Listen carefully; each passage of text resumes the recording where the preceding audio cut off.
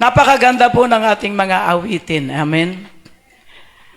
At naway palagi tayong samahan ng Diyos sa atin pong mga awitin. At wala tayong may pagmamalaki sapagkat ito ay kaloob lang ng Diyos sa atin. Amen. At ang mga awitin ay tanda na tayo ay sumasamba sa Panginoon. One of the symbol that we worship the Lord. One of the symbol that we are a people of God.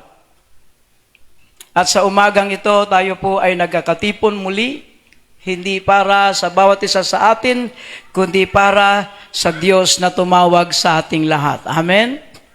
Hallelujah. And I want you to understand and I want you to know that every time you come to the church, it means obedient. Because God commanded us to come to the church. Amen? But sometimes our desire ay napakalayo. Minsan ang atin pong mga desire ay malayo doon sa sinasabi ng Diyos. Kaya naman hindi natin nasusunod ang Diyos sa buhay natin. But palakpakan po natin ang Diyos sa umagang ito. Father, in your wonderful name, we will come to study your word today. Forgiveness brings healing. Atin pong sabihin ng malakas ito in a count, after the count of 3. Sabihin po natin, 1, 2, 3. Forgiveness brings healing. One more time. 1, 2, 3. Forgiveness brings healing. For the last time. 1, 2, 3. Forgiveness brings healing. Forgiveness brings healing. Malinaw po ba ang pagbasa sa atin kanina? That sometimes Jesus, after he prayed, he came to the people, he preached the gospel, and there was a man, a paralyzed, who needs healing. There was a man came unto Jesus through his friend. May mga taong nagdala sa kanya sapagkat mayroon silang care sa taong ito na walang pag-asang makalapit kay Jesus.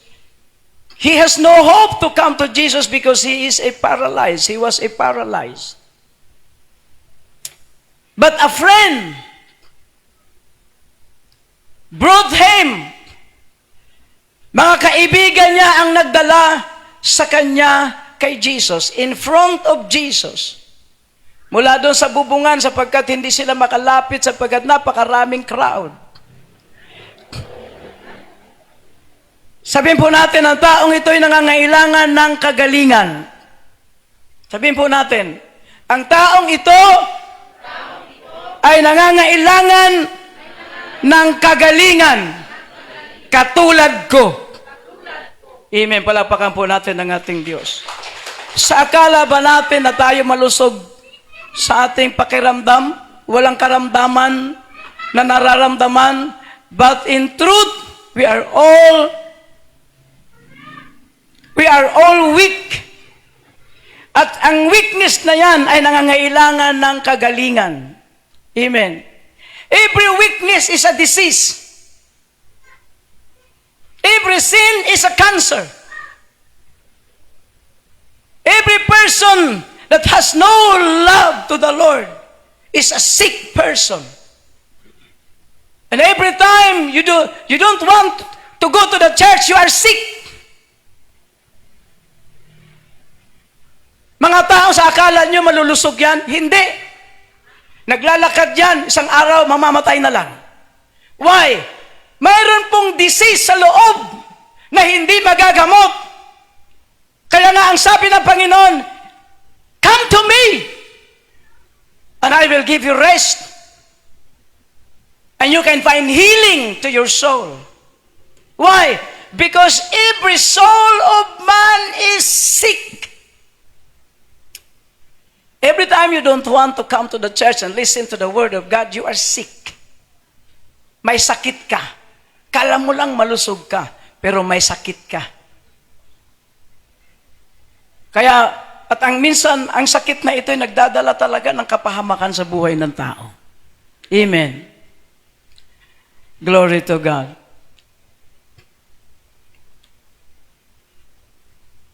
A man who has no hope to come to Jesus, but a friend, mga kaibigan niya ang nagdala.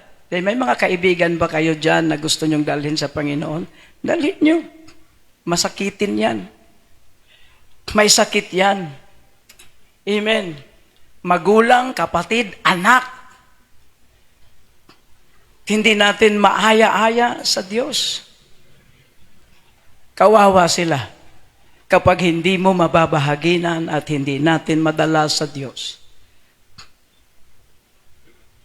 Dapat, mga minamahal at iniibig ko sa Diyos, we are now in a serious condition sa atin pong buhay. Hindi po biro ang wala ka sa Diyos at hindi din biro ang nasa Diyos ka. Amen? Dapat po nating maintindihan how Jesus gives every one of us so important. Why? He died on the cross because you are important.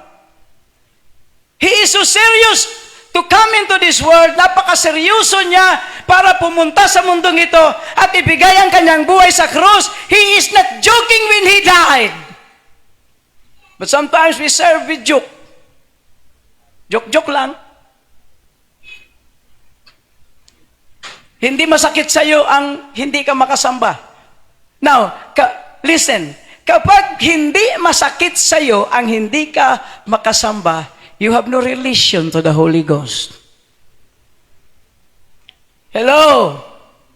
This is a serious message. Kung baliwala lang sa iyo na hindi ka makasamba kung minsan, then you are sick and you have no relation yet to the holy person of Jesus Christ, the Holy Spirit. Pero kung nasasaktan ka kapag hindi ka nakasamba, yes, it is a very sign that the Holy Spirit is in you. Kung nalulungkot ka dahil required ng trabaho, Lord, required kasi ng trabaho. Then, habang nagtatrabaho ka, nalulungkot ka, then the Holy Spirit really lies in you. Talagang nananahan ang Espiritu. Pero kung wala lang, okay lang. Okay lang. Marami pa namang linggo. Kahit 3 linggo akong hindi pupunta, marami pa naman. Then, you are wrong. You are surely wrong. Because wala pong isang tao na makapagsasabi, may linggo pa. Kaya mo bang mabuhay sa loob ng 1 linggo sa sarili mong paraan? Hindi ka ba mamamatay? Lahat tayo mamamatay. Ako man ay mamamatay.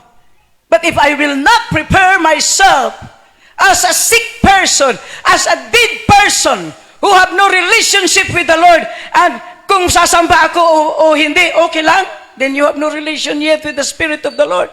And then isang araw, mamamatay ka. Without any relationship with the Lord. Without close relation to God. And then what will happen to your soul? Hello? What will happen to my soul? Can I be found in the kingdom of God? If my soul, can I found my soul in the presence of the Lord? I will say to you, no.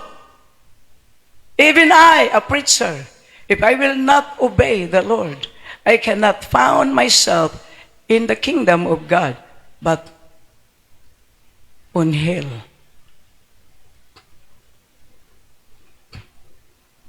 Glory to God. Palapakan po natin ang ating Diyos. So this man, brought by his friends, a paralyzed man, ay inilagay nila sa paanan ni Jesus. And then Jesus Christ saw their faith. Alam niyo ba kapag nakapagdala ka ng kaluluwa sa Panginoon, hindi yung tao ang makikita niya, kundi ikaw. Makikita niya ang iyong pananampalataya. Jesus saw the faith of the friends of this man. And then he said, "Friend, you are forgiven." Hindi niya sinabing, gumaling ka. No. He said, "You are forgiven." And then yung mga tao doon, now, there is a word here that I want you to mark it in your spirit and in your soul. The next verses, ang sabi po dito, at sinabi ng Panginoon, pinatawad na ang iyong kasalanan. And then some Pharisees says, "Who is this man that forgives sin? Who is this man that forgives sin?" Then ang sabi niya sa kanila, ano bang madaling sabihin? Ang pinatawad ang iyong kasalanan o ang sabihing tumayo ka at tumindig ka at magaling ka na? Ano ba ang madali? Sabi niya, but now this is the remarkable word that I want you to mark this in your spirit and in your soul, and let this word of Jesus Christ, hallelujah, will talk to you para kausapin ka. Ang sabi niya, did you know that the Son of Man, say this word, I am a son of man. Naniniwala ka bang anakan ng tao?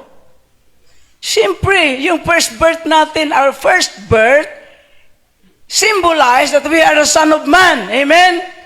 Sabihin po natin, I am a son of man. I am a daughter of man. I am a child of man. Palapakan po natin ang ating Diyos.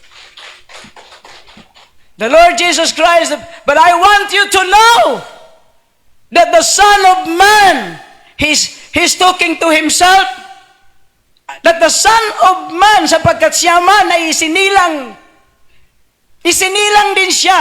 He has a natural birth. Jesus Christ received His natural birth as a Son of Man. Then He said, that the Son of Man has power. Say this word, power. Say this word, power. Say this word, power. I believe this power. I believe this power. Dapat po maniwala ka na may kapangyarihan ka. Anong klaseng kapangyarihan? Forgiveness. You have the power to forgive. You have the power, you and I has the power to forgive sin. Sometimes sa eskwelahan ninyo, mga estudyante, pag mayroon kang makitang kaklase mo na nilalagnat, remember this, you have the power to forgive. Huwag mong isipin, sana madala ko to kay pastor. No. In this book of Matthew chapter 9, Jesus is in the flesh. Nasa laman siya. Kaya dinala nila kay Kristo yung taong paralyzed. Pero ngayon, Jesus is unlimited.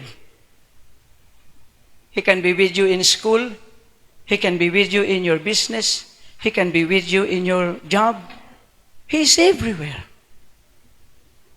When Jesus was still in the flesh, He is limited.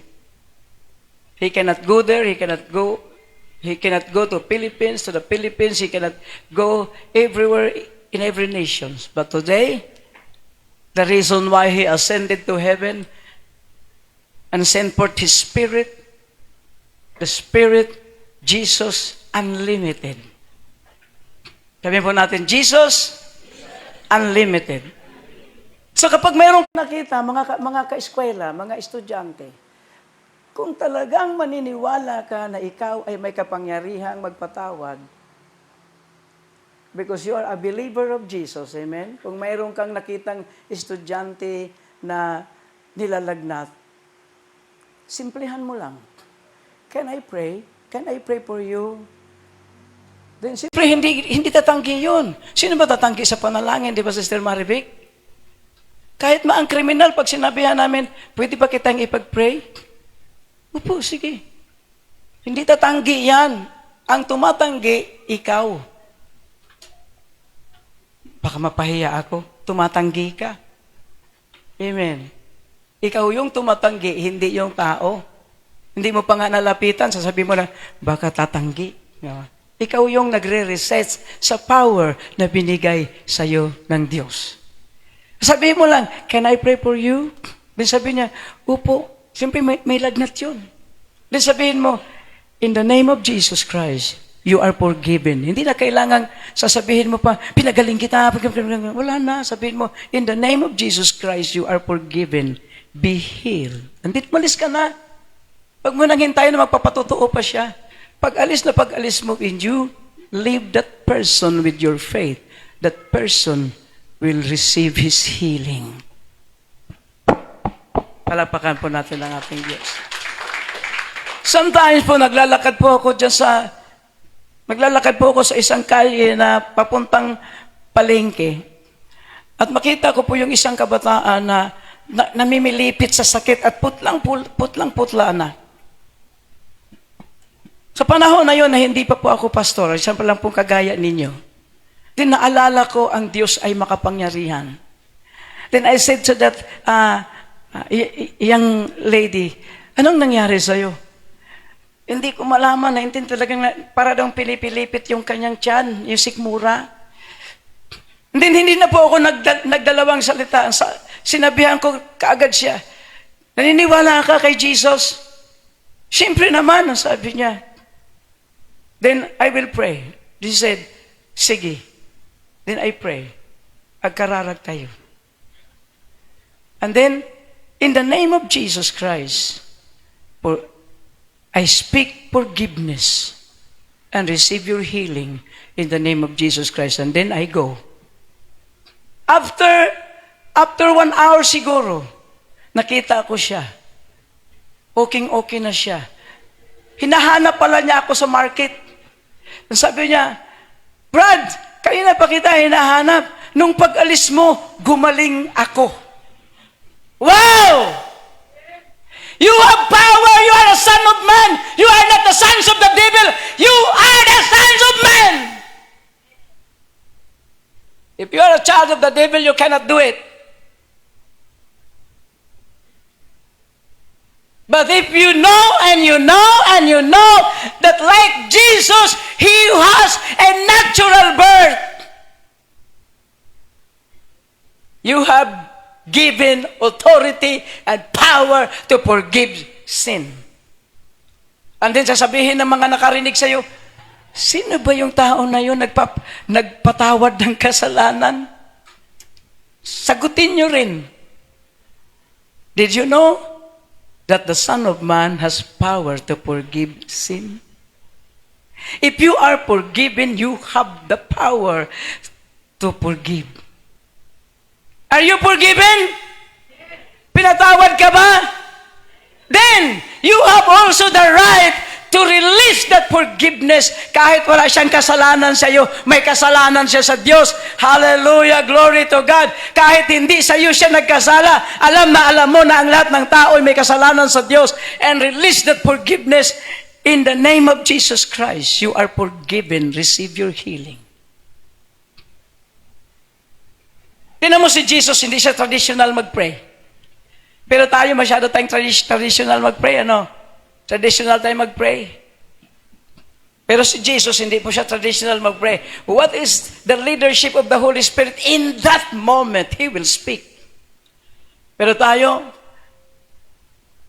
very traditional. Ama namin, sumasalangit ka, pagalingin mo siya. Kaya tumatagal, kaya ayaw na tuloy ayaw na tuloy nilang maipag-pray. maipag-pray sa iyo kasi ang tagal-tagal mong nag-pray. Lagnat lang paalisin, 1 oras kang nag-pray. O hindi na siya lalapit sa atin. Kasi unbeliever sila. Glory to God. Amen. Did you understand? Palakpakan po natin ang ating Diyos. You are the child of man. Hindi po tayo mga anak sa labas. Hindi po tayo napupulot lang dyan sa kalye. Sometimes, from the mountain, we prayed for 3 days. As a servant of God, as a man of God, I was in the mountain for 3 days. Just water for 3 days. Praying, worshiping God, praying all night and worshiping God. When we come down at the mountain, there is a woman, tawag niyo, baliw na babae. Nasalubong namin sa kalsada. Maniwala kayo o sa hindi, there is a record in heaven. Mayroong baliw na nasalubong namin na may dalang tinapay at ang dungis talaga niya, ganon ang ganon. Di ba pagbaliw ko, anong ginagawa, ano? Nasalubong namin and with the Spirit of the Lord, hindi po kami natatawa sa Kanya. Habang pinagtatawanan siya ng mga tricycle driver, ang Espiritu Santo ay nangusap, kausapin yung baliw. Can you believe when we talk to the crazy woman? Alam mo, ang tanong namin, bakit ka nagkaganyan? Una, tumingin siya. Parang baliw talaga, ganon-ganon. Tumingin ka sa amin. And then, bigla lang siyang tumingin ng diretso. Bakit ka nagkaganyan? Who did this to you? Then he said, I was being cursed by my mother when I was 15 years old. I was being cursed by my mother when I was 15 years old. Pero yung mata niya pag ganun. Kasi nandun pa yung espiritu ng pagkabaliw. Pero yung pangungusap niya, nakipag-usap sa amin ang kanyang kaluluwa. We never talk to the flesh, we talk to the soul. Sapagkat ang laman ay baliw, pero ang soul, matino. Ang laman, membro ng addiction, pero ang kaluluwa, hindi. Because there is no soul that has an addicted by any. You cannot possess the soul, but the flesh. Then she said, then ang sabi namin,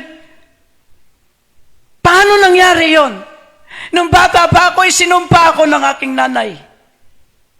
And then maya-maya, umiiyak na siya. Umiiyak na yung baliw. Paging ako, hindi ako makapaniwala na nakipag-usap sa amin ng baliw. Iya. You know, minsan tinatawanan na, baliw. But you cannot understand that there is a soul inside. No, tingnan mo si kapatid. Tatabihan ko para hindi antukin. Amen. Glory to God. Then nasabi niya, 15 years old pa lang ako. Ilang taon ka na ngayon? I am 39. Matino na siya nakikipag-usap sa amin. And then nasabi namin, let us pray. Can we pray for you? Sabi niya, sige po, pag-pray niyo ako. Tinginan ang mga tao doon sa paligid namin. Then we pray. And then he kneel down and cry and cry. He was being released. When we said, you are forgiven, sapagkat yung hatred niya ang nagpapabaliw sa kanya. Yung galit niya, yung puot niya, hindi niya makakalimutan. Galit na galit siya. But when we speak forgiveness, she was been released. She was healed. Forgiveness. One of the greatest power of God is forgiveness. When He will not forgive you, you cannot enter into a born-again Christian. One of the greatest power, authority of God is to forgive our sin. Amen? Pero minsan, ang tagal-tagal mong magpatawad.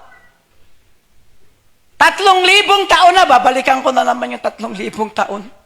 3,000 taon na, nandyan pa rin sa'yo. Do you remember the biblical meaning of forgiveness? Who can remember? The biblical meaning of forgiveness. Number 1 is to release what is hidden inside for long time.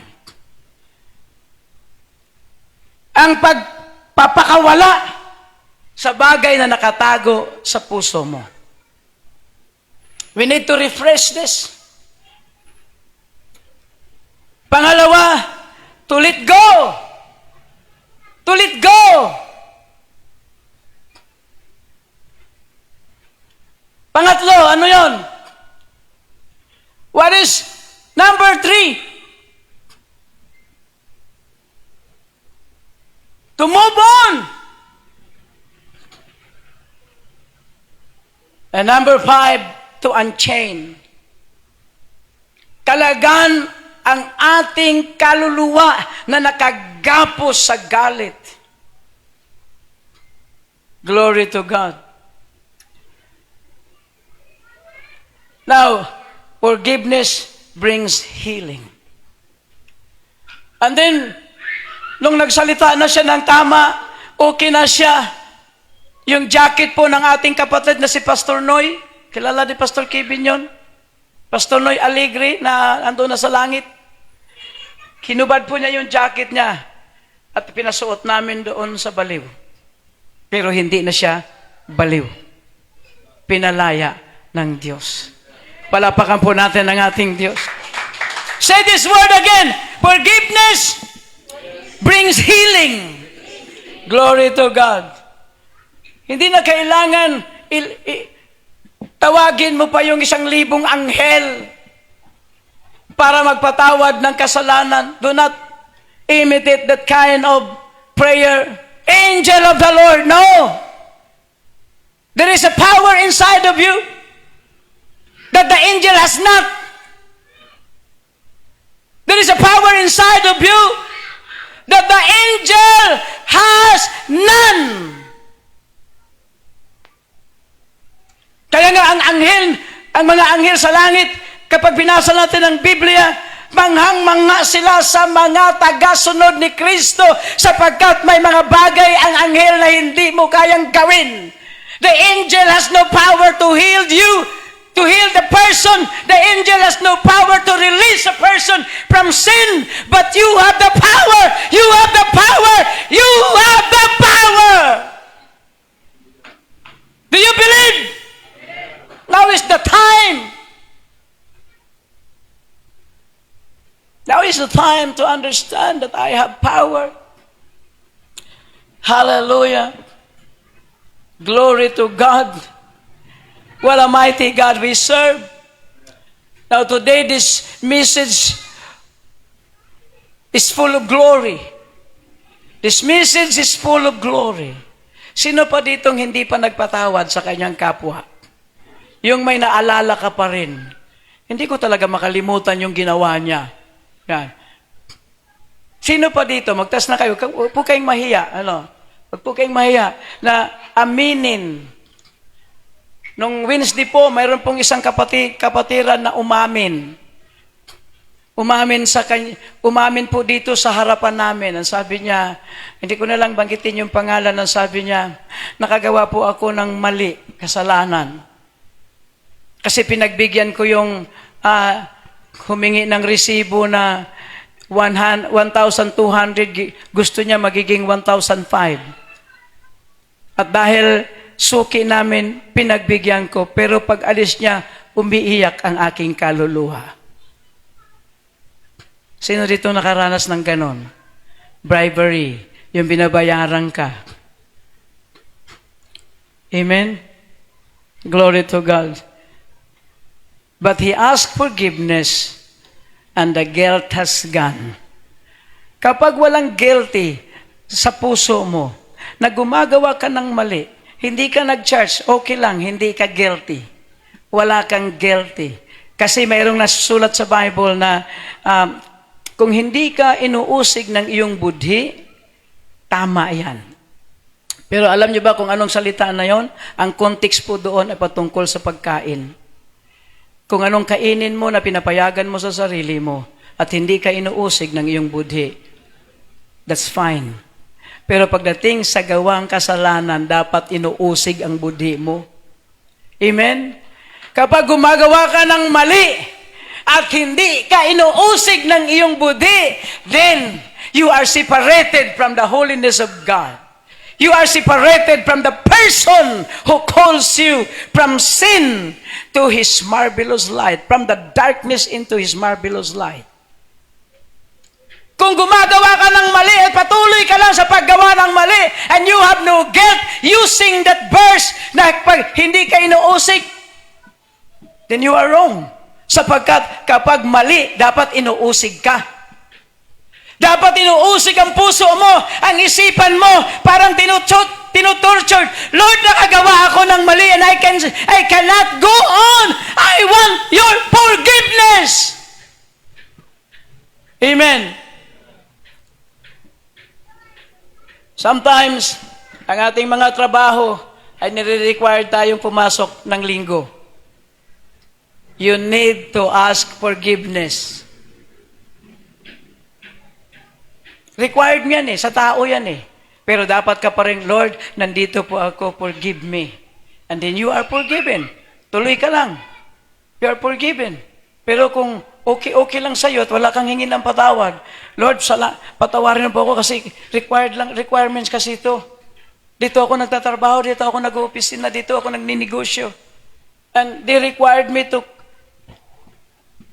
come in the day of worship. Forgive me.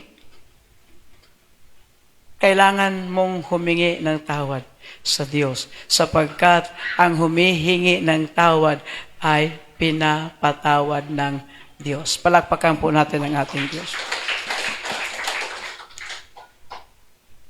So I have the power to release forgiveness. Amen. Naalala nyo, nung nakaraang linggo, we talk about this forgiveness, the ultimate power of forgiveness. Pinasok kaagad ako ng trials. What is my trials? Nahak yung aking... Siguro kung wala ka sa Panginoon, hindi ka na makatulog. Kasi siyempre gagamitin yung pangalan mo. Gagamitin yung ang dami pare-pareho ang hininga ng 350. Ay, 350?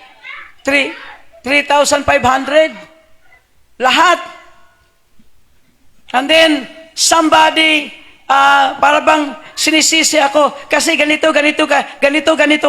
But I am so peaceful in the sight of God because I know God will protect me. Pero kung hindi mo alam na protektado ka ng Diyos, abala ka na, ano na. But I'm just listening to what the Lord directed into my heart. I'm just listening. And then, one of the pastors from Bigan, tinawagan ako. Bishop, nahak yung ano mo.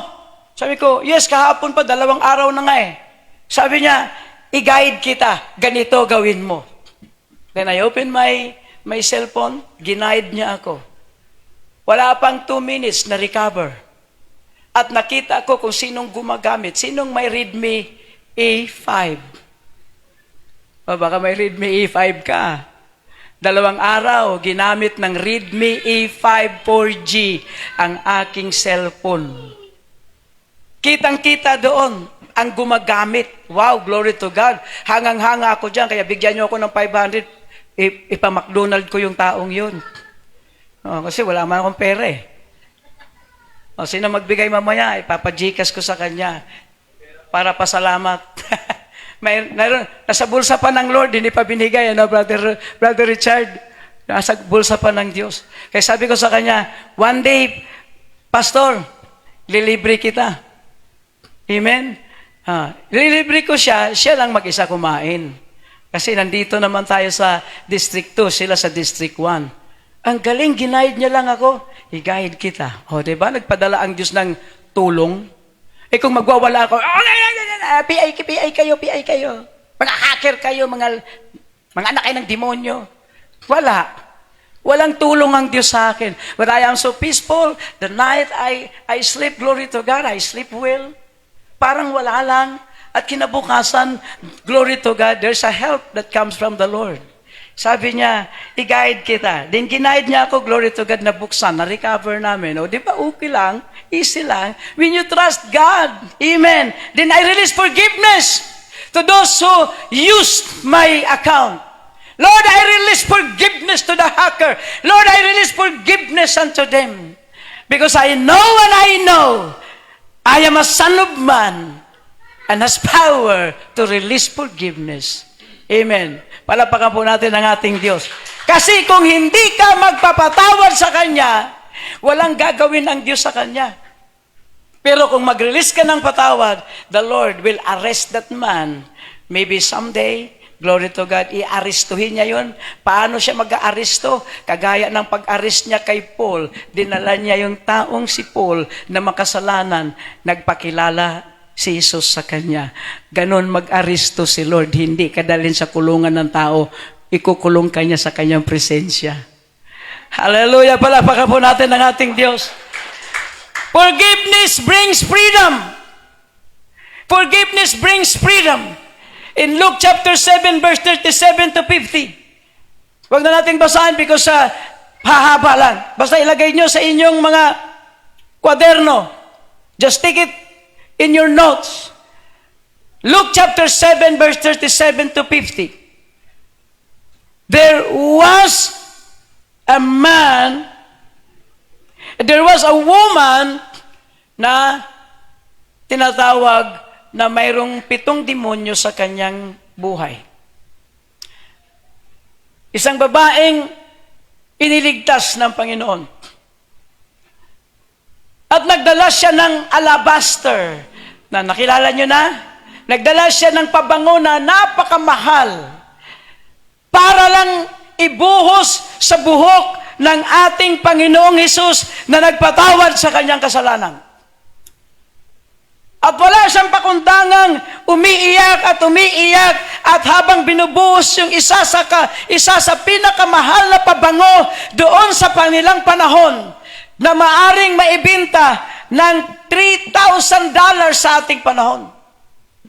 The 300 denarii is equivalent to 300,000.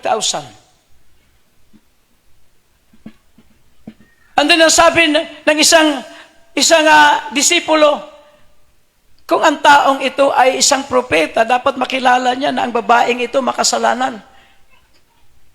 Then narinig ni Jesus ang kanyang bulong because in the presence of God, kahit bulong ng isipan mo, alam niya.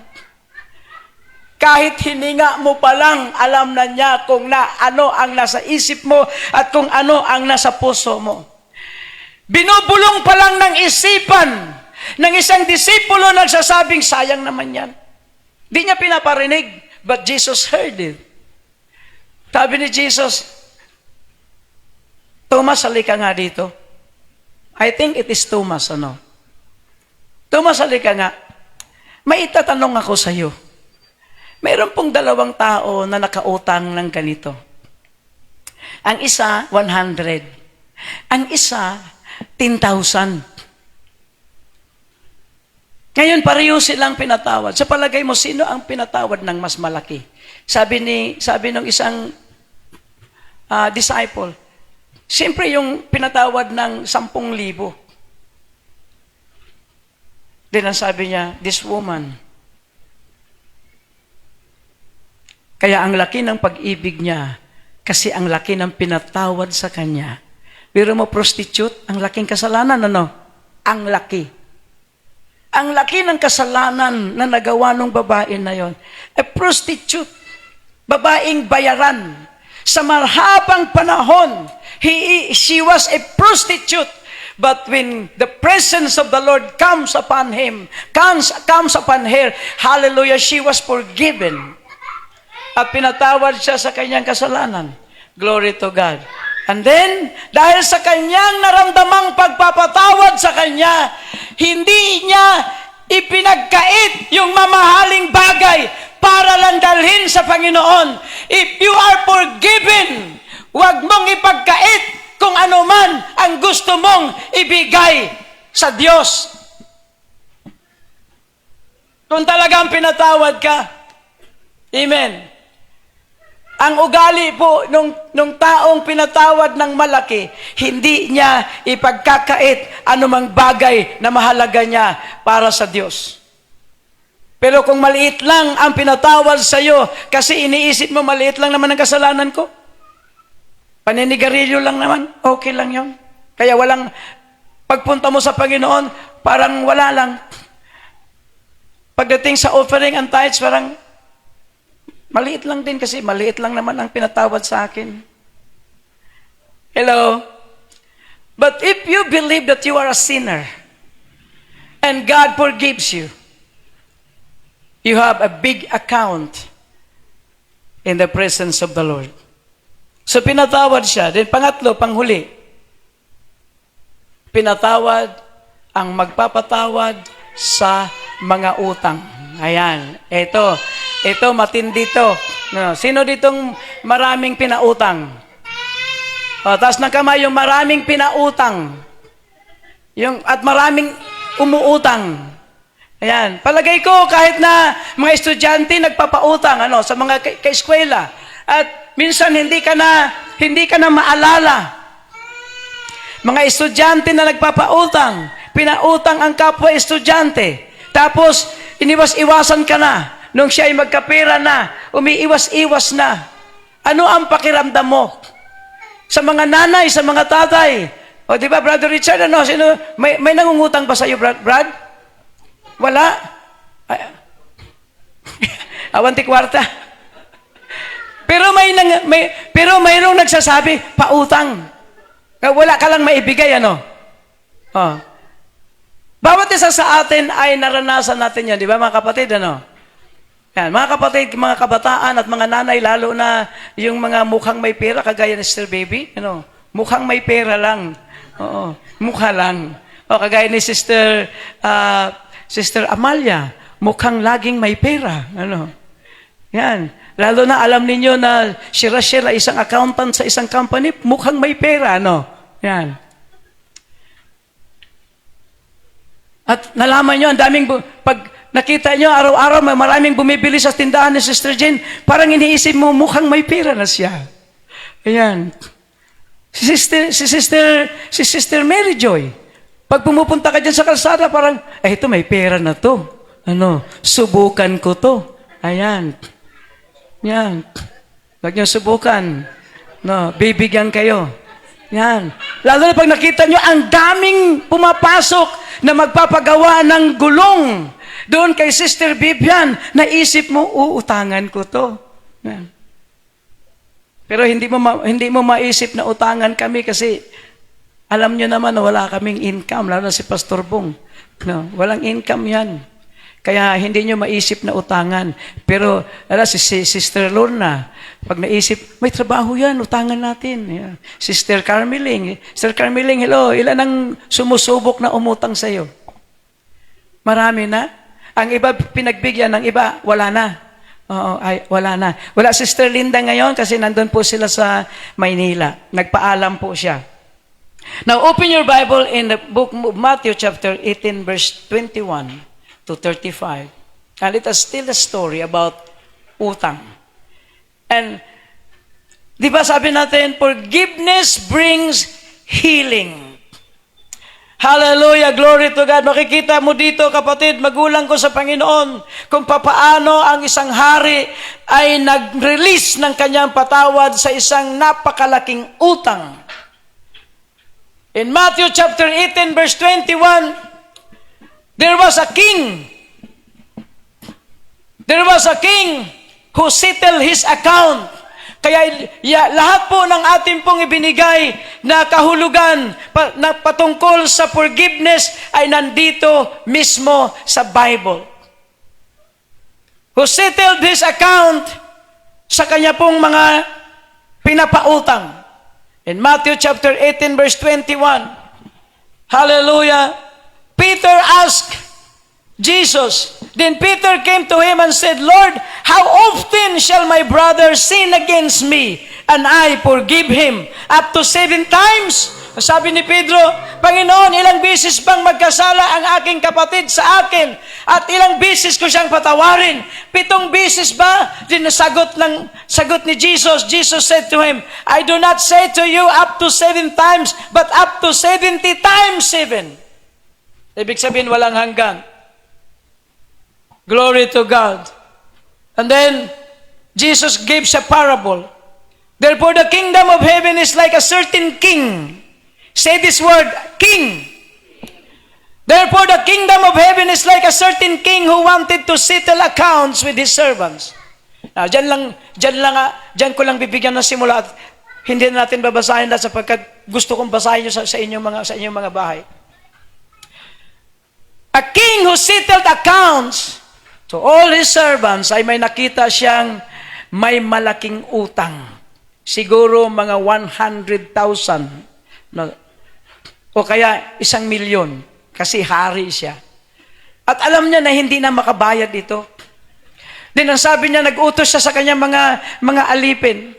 Ibinta ang taong ito, ang kanyang asawa at ang kanyang mga anak para mabayaran niya ang kanyang malaking pagkakautang. So ibig sabihin, matagal na talaga ito. He settled account. And then sabi niya, nung narinig nung alipin na ibibinta siya, pati ang kanyang asawa at ang kanyang mga anak upang ipambayad sa kanyang utang, there is no other way to pay his debt but for sale. Nakakita na kayo, family for sale? Amen? This family is for sale. Wag nawang mangyari sa atin, no? Biringil's family for sale. Venerasyon family for sale. Ita family for sale. Kawawa kaya ano pagka ganun ang gagawin? Pero nung marinig niya, para hindi mangyari, he came to the king and said, Lord, forgive me. Lord, forgive me. Have mercy on me. Have pity on me. And I will pay everything. Then alam naman ng hari, walang pambayad dito eh. Nangangako ka pa, wala ka naman pambayad. Ano ang solusyon ng hari? Go in peace. You are forgiven. All your debt is forgiven. It is about you and me. We are forgiven. Kaya sabi ko kanina, hindi mo alam, may mga tao dyan na naglalakad na ang lalaki ng problema. They are sick people. Maraming problema naglalakad. Akala mo nakangiti, pero ang laki ng problema niyan, walang pambiling bigas yan. Walang pambiling ulam yan. Kaya nga nagsisikap ang mga tao. Glory to God. Pero kung lalapit ka pala, ano ang dahilan ng kahirapan? Ano ang dahilan ng kahirapan? Poverty is a disease. Poverty is a disease at kailangan itong magamot. Hindi niyo pag-aalam na ang poverty is an incurable disease. Wala pong kapangyarihan ng tao na gamutin ang kahirapan. Kaya hanggang ngayon ang kahirapan ay kumakain sa sistema ng buhay ng bawat pamilya ng mga tao. Kaya naman nagsusugal sapagkat umaasa na sa magitan ng gambling ay makalaya sa poverty. But I will tell you, brothers and sisters in Christ, poverty is a disease, incurable. Walang gamot, kundi ang gamot niyan ay lumapit ka sa Diyos at humingi ka ng tawad and you shall be forgiven and that deadly disease shall be eliminated and you will be free. Glory to God. Hindi po ako mahiya sabihin sa inyo, I am a living testimony of this wonderful teaching. I was once full of debt. Napakarami kong utang. But when I come to the Lord and ask forgiveness, Lord, forgive me. Lord, forgive me. Have mercy on me. And He released me. He released me. Why? Because He is the God of forgiveness. Palagpakan po natin ang ating Diyos. At ang taong ito'y humayo. Now, ito po, markahan nyo rin ito sa inyong mga kaluluwa. Mark this message in your soul. Pintatawad, and then lakad siya ng lakad, nakita niya yung may utang sa kanya na 200. Can you imagine 100,000 ang kanyang utang sa hari, and then naglalakad siya, nakita niya yung, pinatawad na siya, di ba? Pinatawad na siya. Dapat alam niya ring magpatawad. Because the Son of Man has power to forgive sin. And then nakita niya yung may utang sa kanyang 300. Sa kanya, pagpalagay natin 300,000 lang utang niya doon sa hari. Sa kanya 300 lang. Nakita niya si Sister Delia. Nakita niya Sister Delia. Sister, kunyari lang Nakita niya Sister Delia. Hoy, Sister Delia! Kailan mo babayaran yung 300 na inutang mo sa akin? And then sabi ni Sister Delia, wala pa kasi akong pera. Wala pa po akong pera eh. Pwede ba bigyan mo ng pagkakataon? Hindi! Halika na sa barangay! Barangay tayo! Barangay! Sino dito ang nakaisip minsan ng barangay? Barangay tayo! Halika dito! At pinabarangay niya kasi talagang walang maibigay. Tapos, naipakulong niya sa halagang 300 pesos. Halimbawa, si Sister Nicole yun, nagpakulong kay Sister Delia, Tapos, habang naglalakad Sister Nicole, yan, nakulong katuloy. Biglang nangusap sa kanya ang Diyos. Anak, di ba nung lumapot ka sa akin, pinatawad kita? Napakalaki ng utang mo sa akin pero pinatawad kita. Di ba dapat yan din ang gawin mo sa kapwa mo? Basahin niyo sa Biblia. Pinatawad kita. Dapat di ba yan din ang gawin mo sa kapwa mo? Pinatawad kayo. Di ba yan din ang dapat nating gawin sa kapwa natin? Gaano man kalaki, patawarin mo rin pati ang sarili mo at ikaw ay gagaling. When you release forgiveness, halimbawa sabihin mo, walang taong nakasakit sa iyo pero nakikita mo sa sarili mo, sinasabi mo, Lord, paulit-ulit na lang ako. Wala na to. Wala na pag-asa ang buhay ko, Panginoon. You are claiming a wrong declaration. You are claiming a wrong claim. Sinasabi mo yung mali.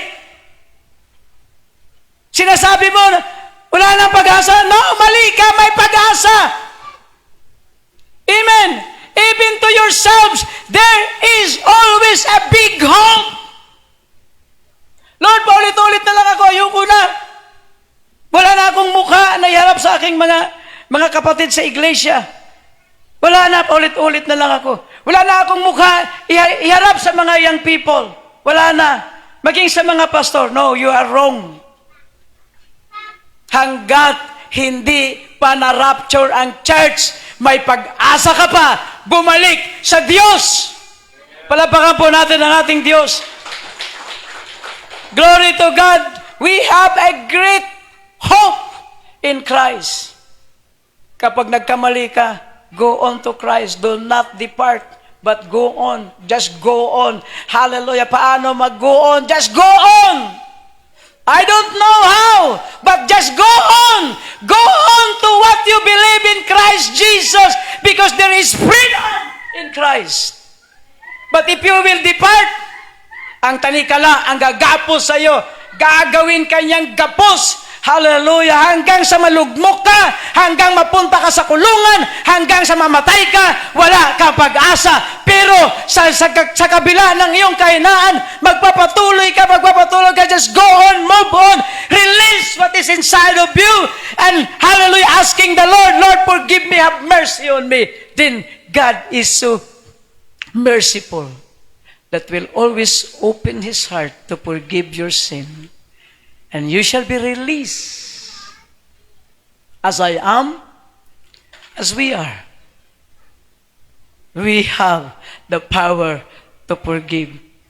Sino ba ang nakakatanggap ng kapangyarihan na ito na magpatawad? Yung pinatawad. Di ba sabi niya, di ba pinatawad kita? Bakit hindi mo gamitin yung power na yan para magpatawad?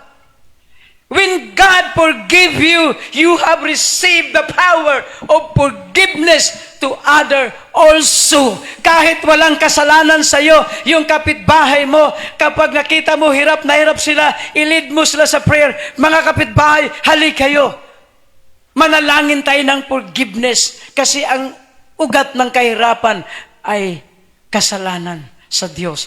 Now, let us pray. Father, forgive this family. And release your forgiveness. Huwag nang 1,000,000 pang yung prayer mo. Hindi na kailangan yun. Look at Jesus. You are forgiven. And then, naramdaman niya, wow, glory to God. Isang salita lang, you are forgiven. And then, the paralyzed man woke up and take up his bed and go in peace. Glory to God. Because forgiveness brings healing. Palapakan po natin ang ating Diyos. Let us all stand. Father, in your wonderful name, let this congregation feel your presence.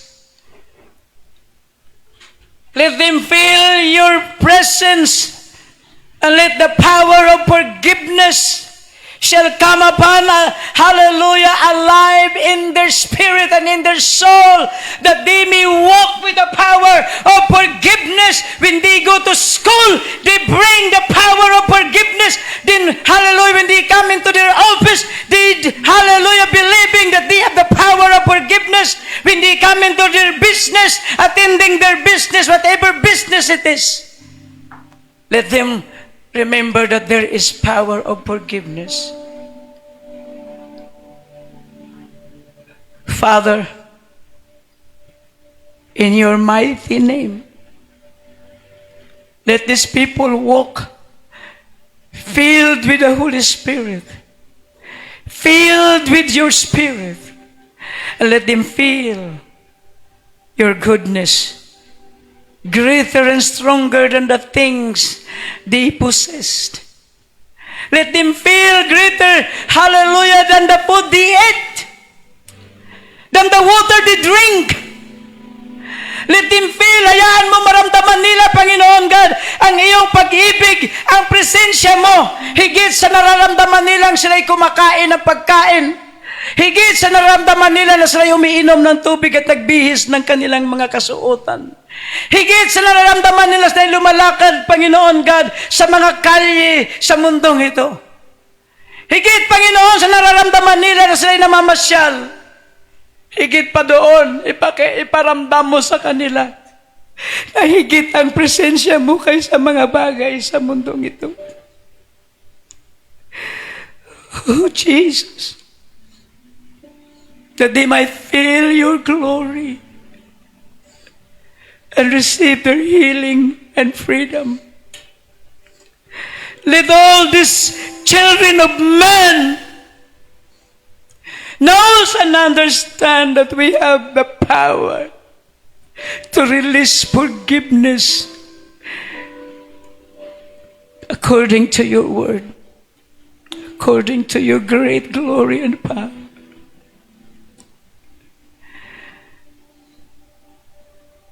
Pag-ibig mo walang katulad. Ang pag-ibig mo wagas kailanman. Ang pag-ibig mo, O Diyos, walang katulad.